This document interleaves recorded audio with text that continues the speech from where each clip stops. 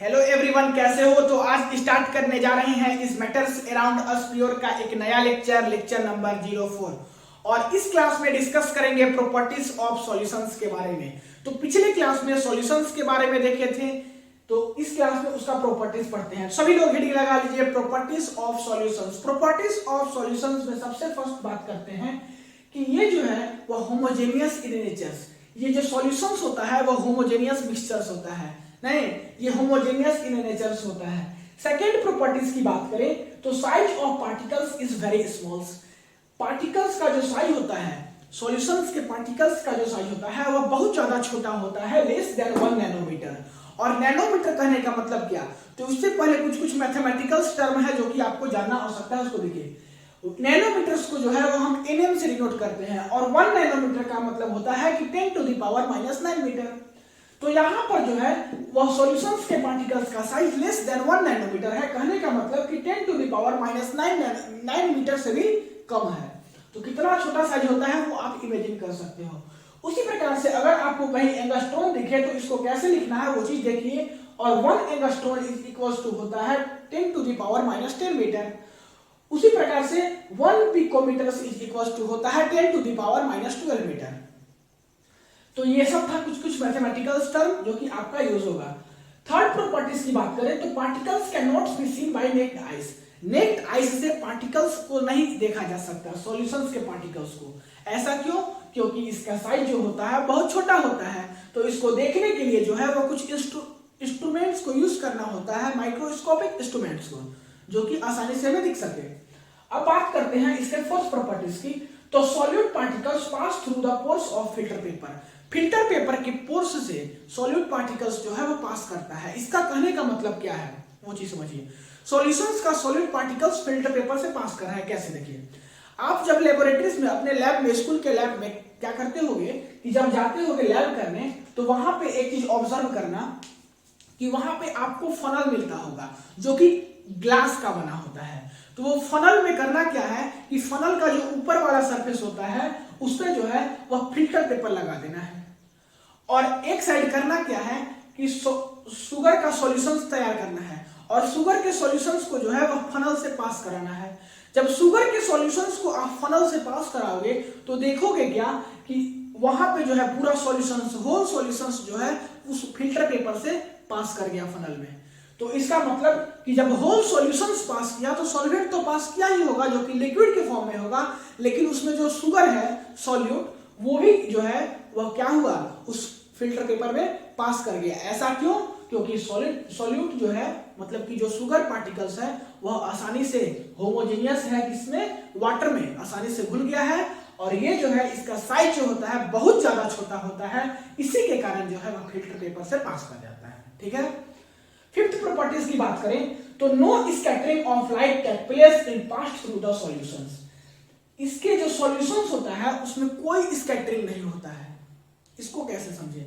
Solutions के ये जो सॉल्यूशंस होता है इसके पार्टिकल्स के बीच में कोई भी स्कैटरिंग नहीं होता है। तो इसको ऐसे समझिए, आप एक ग्लास ले लीजिए जो कि ग्लास शीशा का बना होगा, नहीं, एक ग्लास ले लीजिए जो कि किसका होगा, शीशा का, ग्लास का मेडअप होगा। उसमें करना क्या है कि शुगर सॉल्यूशंस डाल दीजिए, और शुगर सॉल्यूशंस डालने के बाद आप जो नॉर्मल टॉर्च घर में यूज करते होगे लाइट के लिए, वो टॉर्च उसमें जलाइए। देखिएगा क्या कि वो जो लाइट जो है वो सिंपली सीधा पास हो जा रहा है, मतलब कि उसमें कोई स्कैटरिंग नहीं हो रहा है। तो ये एक एक्सपेरिमेंट है जो कि आप अपने घर में यूज कर सकते हो, और ये क्या है, प्रॉपर्टीज भी है सॉल्यूशंस का। नेक्स्ट बात करते हैं कि solutions in which water is a solvent is called aqueous solutions. वैसा सॉल्यूशंस जिसमें कि वाटर जो है वो सॉल्वेंट है उसको बोलेंगे एक्वस सॉल्यूशंस। ठीक है। तो ये भी एक प्रॉपर्टीज है सॉल्यूशंस का। इसको कैसे समझेंगे? तो इसको समझने के लिए देखिए, मान लीजिए कि शुगर सॉल्यूशंस है तो उसमें शुगर सॉल्यूट होता है और वाटर सॉल्वेंट होता है। तो इस सॉल्यूशंस को हम क्या बोल सकते हैं, एक्वस सॉल्यूशंस ऑफ शुगर। ऐसा क्यों? क्योंकि वहां यहां पर जो है शुगर सॉल्यूशंस में वो सॉल्वेंट क्या है, वाटर है। उसी प्रकार से बात करें, अगर मान लीजिए कि साल्ट सॉल्यूशंस है तो साल्ट सॉल्यूट है और वाटर सॉल्वेंट है, तो इसको क्या बोल सकते हैं, एक्वस सॉल्यूशंस ऑफ साल्ट। नहीं, एक्वस सॉल्यूशंस ऑफ साल्ट। तो यहाँ पे सॉल्यूट क्या था, साल्ट था और सॉल्वेंट वाटर था। अब बात करते हैं सैचुरेटेड एंड अनसैचुरेटेड सॉल्यूशंस। भाई सैचुरेटेड सॉल्यूशंस क्या होता है और अनसैचुरेटेड सॉल्यूशंस क्या होता है, तो ये दोनों टर्म जो है वो बहुत इंपॉर्टेंट है आपके एग्जाम पॉइंट्स ऑफ व्यू से, तो अच्छे से इसको समझिएगा। सैचुरेटेड कहने का मतलब क्या, वही सैचुरेशंस जब आप घर में पढ़ते होगे तो एक कुछ फिक्स समय के बाद आपको पढ़ाई में मन नहीं लगता होगा, आप बोर हो जाते होंगे, आपका पढ़ाई का जो पोजीशंस होता होगा वो सैचुरेशन पोजीशंस होता होगा, नहीं तो उसी सैचुरेशंस की यहाँ पे बात की गई है। तो a saturated solution is one which contains optimum level of solute dissolved in it.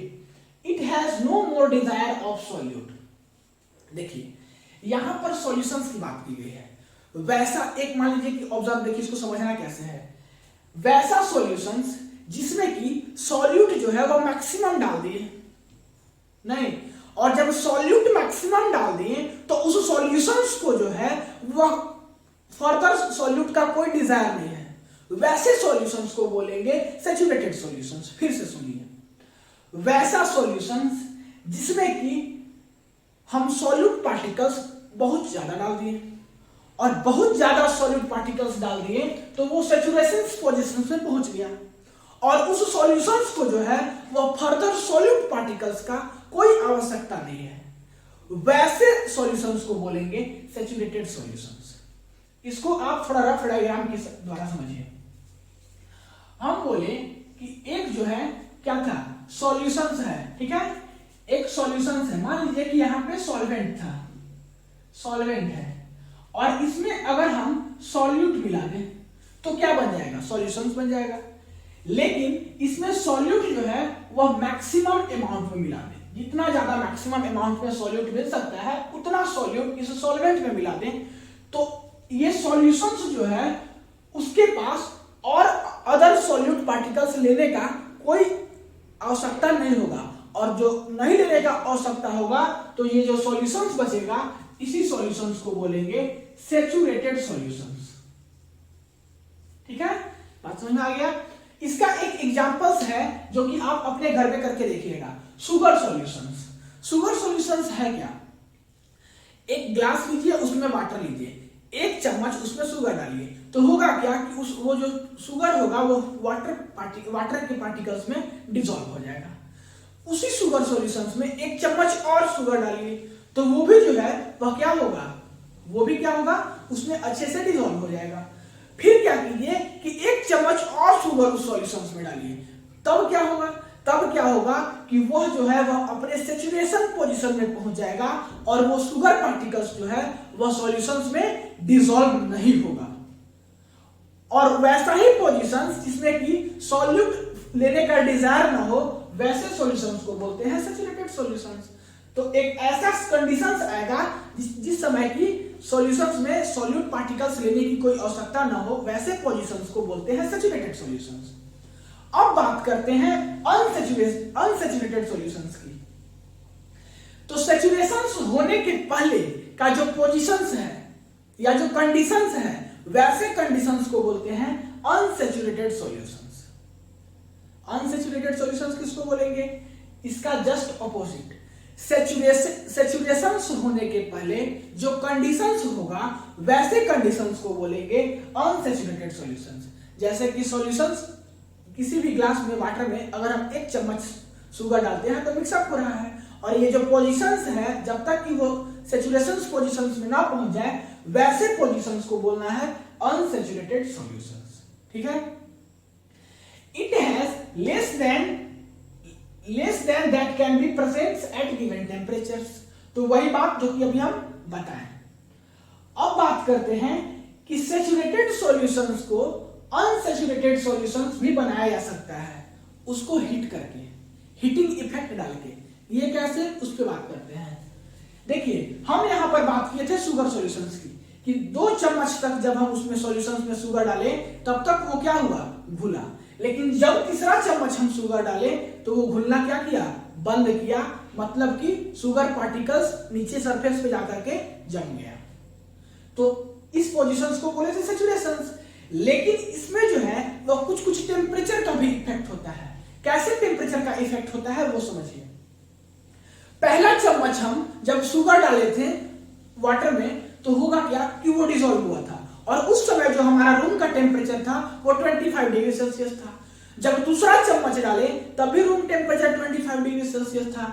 जब तीसरा चम्मच डाले तब भी रूम टेम्परेचर 25 डिग्री सेल्सियस था। लेकिन तीसरा चम्मच जो है वह डिसॉल्व नहीं हुआ, तीसरा चम्मच शुगर का डिसॉल्व नहीं हुआ। तो करेंगे क्या कि जब तीसरा चम्मच डिसॉल्व नहीं हो रहा है तो उसको करना क्या है कि कुछ हीट देना है, और जब हीट देंगे और उस शुगर सॉल्यूशंस को स्टीयरिंग करेंगे, जब उसको चलाएंगे तो होगा क्या कि उसको कुछ शुगर के पार्टिकल्स को कुछ काइनेटिक एनर्जी मिलेगा और वो मूव करना स्टार्ट करेगा, जिसके कारण कि होगा क्या कि वो शुगर पार्टिकल्स जो है वह वाटर में मिल जाएगा। तो वही बात कहा गया है यहाँ पे कि saturated solutions becomes unsaturated upon heating. Heat करके सैचुरेटेड सॉल्यूशंस को आप अनसैचुरेटेड सॉल्यूशंस भी बना सकते हो। तो ये था सैचुरेटेड और अनसैचुरेटेड और प्रॉपर्टीज ऑफ सॉल्यूशंस। तो आप उम्मीद है कि आपको समझ में आ गया होगा। नेक्स्ट क्लास में बात करेंगे आगे, तब तक के लिए पढ़ाई करते रहिए। All the very best. और इस वीडियो को पॉज करके नोट कर लीजिए।